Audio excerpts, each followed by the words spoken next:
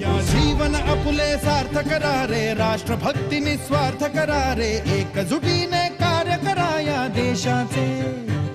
या साथी बना अनसाथ करा रे, मातृभूमी ही आज पुकारे, जागृत होऊन कंकण बांधू दिवस रात्र झटण्याचे। मातेच्या पायाशी हे अर्पण प्राण